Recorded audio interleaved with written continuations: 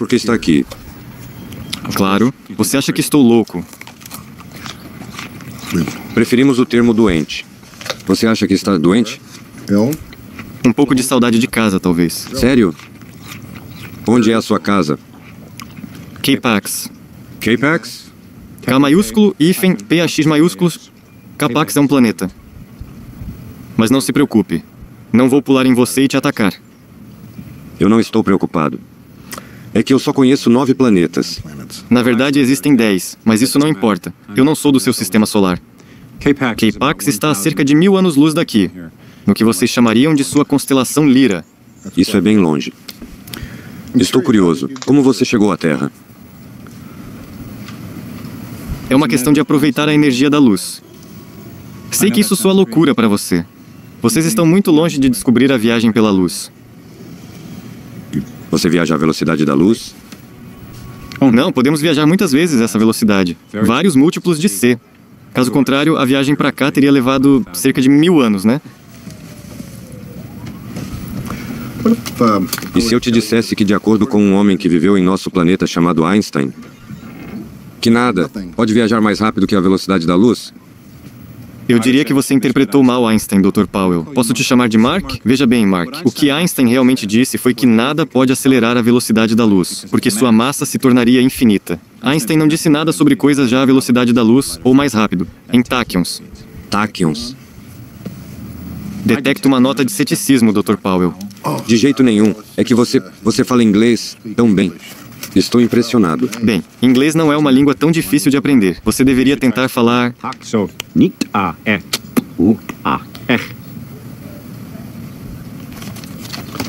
Eu estou confuso. Talvez você possa me explicar.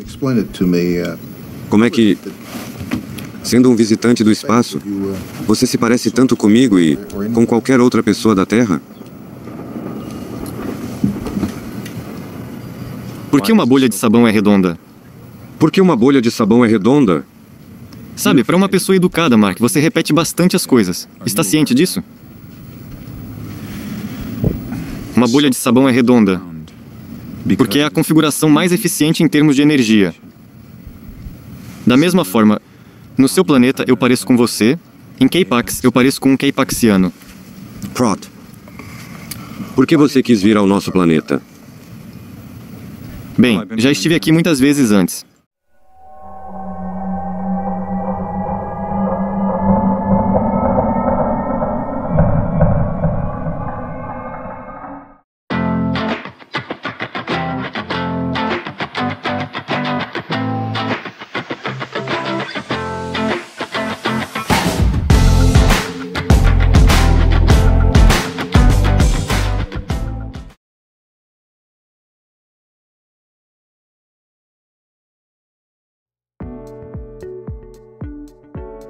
K-Pax, O Caminho da Luz. Esse filme é bem a tua cara, Stamp. É um filme inteligente.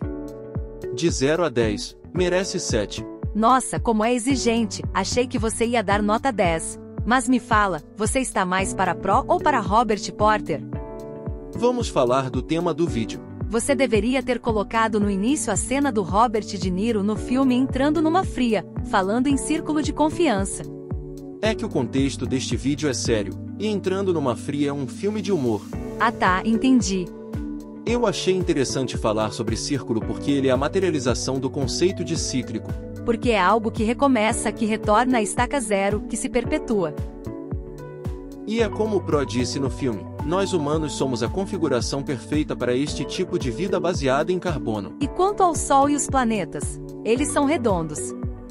Eles estão em outra realidade, no vácuo, no espaço, então a configuração deles é circular. Entendi.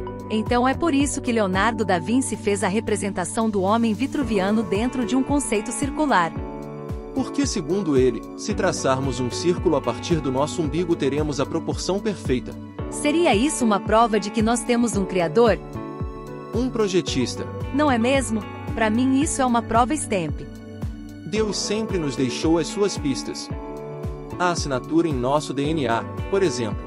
Sim, o tetragrama sagrado na forma dos números 10, 5, 6, 5. Na sequência de Fibonacci. Que você até já fez um vídeo relacionando com o Botafofo. Porque dentro desta sequência nós temos o 8, o 13 e o 21. 8 é referente à criação do Botafofo, 13 é referente ao meu time e 21 nem preciso falar. Exatamente. E se você prestar atenção, o campo de futebol tem exatamente a proporção áurea. É mesmo? Então, no meu modo de entender, são pistas que Deus vai nos deixando. Tem sido assim desde o início. O meu pai já dizia que o mundo é redondo porque capota. É a lei do retorno. E mergulhando neste universo de recomeços, nós temos um excelente exemplo, os calendário maia e azteca. Verdade, os dois são neste formato. Não tinha reparado nisso. O calendário maia é chamado de Tzolk'in, com 260 dias, que combina 20 nomes de dias com 13 números do ciclo trezena. Olha o 13 aí, o número do meu Mengão. Vai ver, foi por isso que eles desapareceram. Deve ter dado alguma zica por lá com o 13 e eles sumiram. Eu já falei que esse trem de número 13 nunca deu boa coisa. Implica, Stamp, implica. E temos o calendário azteca, que é a Pedra do Sol. Uma escultura belíssima. E agora é que entra uma coisa que ninguém nunca havia reparado. O quê? Eu já expliquei que, na minha visão, o ser no centro da Pedra do Sol é Jesus Cristo. Porque está com uma adaga do sacrifício saindo da boca. Que tem a ver com as escrituras sagradas, como as duas visões do apóstolo João no livro de Apocalipse. Da sua boca se estende uma longa espada afiada, para que ele golpeie com ela as nações. Apocalipse 19:15. E a adaga que sai da boca do ser no centro da Pedra do Sol é a do sacrifício. E sacrifício tem a ver com Jesus Cristo. Exatamente. E ele tinha 7 estrelas na mão direita, e da sua boca se estendia uma longa espada afiada de 2 gumes, e seu rosto era como o sol brilhando com toda a sua força. Apocalipse 1:16. Stamp, será que o Botafofo é fruto da união de 2 clubes para simbolizar estes 2 gumes? Os 2 irmãos gêmeos do Popol Vuh. Terra e Vênus. Planetas irmãos. O Morro 2 Irmãos no Rio. Pertinho do Cristo Redentor. Pertinho de Mineiro, né, Stamp? Logo ali de Mineiro. E o que tinha em suas mãos? Estrelas. E eram 7. Na mão direita. Não na esquerda, na direita. Não politiza, Stamp, não politiza, por favor. E este ser está no centro de um pentagrama, que é o planeta Vênus. Que é a estrela solitária no escudo do Botafofo. Não pode ser coincidência, pode? Não pode mesmo não. Mas me diz uma coisa, se você já falou sobre tudo isso, qual é a novidade? A percepção de que a Pedra do Sol foi esculpida numa pedra. E daí? A rocha do túmulo de Cristo também foi construída em pedra, em forma de círculo. Estou começando a entender onde você quer chegar.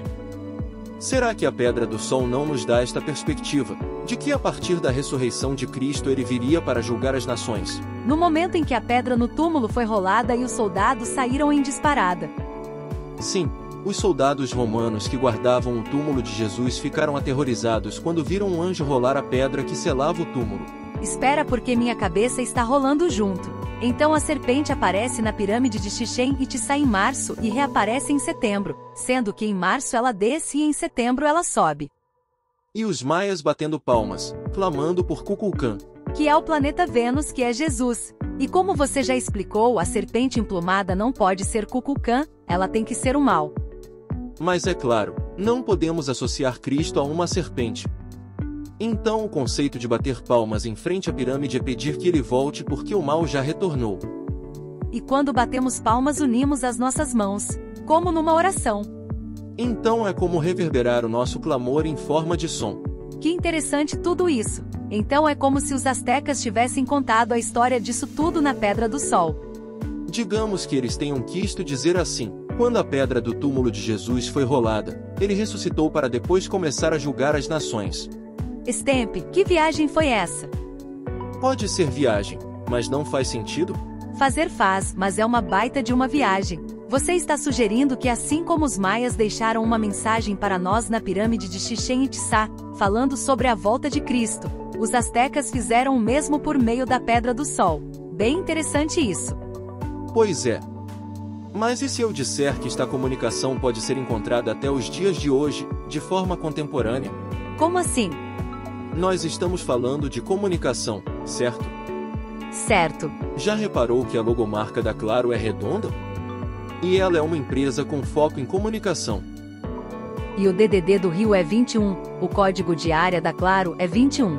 A operadora Vesper foi parar na Claro, e Vesper é o planeta Vênus.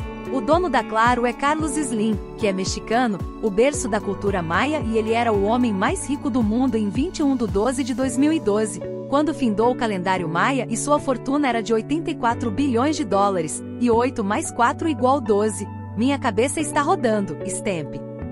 Quanto mais eu mergulho neste oceano de mistérios, mais a coisa fica misteriosa. Tudo bem, Stamp, é uma comunicação em forma de círculo, mas então me diz uma coisa. Se você diz que tudo isso tem a ver com o Botafofo, por que o escudo do Botafofo não é redondo, como o do Palmeiras do América do Guarani? Porque a estrela solitária que está dentro dele representa o maior homem que já existiu. Jesus era diferenciado, era perfeito, e o escudo do Botafogo segue esta linha. Mas como é convencido? E para finalizar, segundo a minha interpretação, os dois irmãos gêmeos do Popol Vuh derrotaram os senhores do submundo de forma contemporânea em 89. Os traços nas asas da borboleta 89 que retrata o momento do gol do Maurício eram circulares. É mesmo, teoricamente formariam um círculo. Comunicação. E vamos combinar que o ciclo da borboleta fala de renascimento, ela morre para depois renascer. Esse 89 tinha que ser justamente numa borboleta, não é? É claro. Tudo isso é uma comunicação. Deus nos deixou pistas, desde o início. Então é confiar que a nossa esperança está de pé, seja orando, seja batendo palmas em frente à pirâmide de Chichén Itzá. Não importa. Cristo vai restaurar a nossa esperança e compensar a nossa fé, de um jeito ou de outro, seja no brilho da estrela solitária ou no caminho da luz.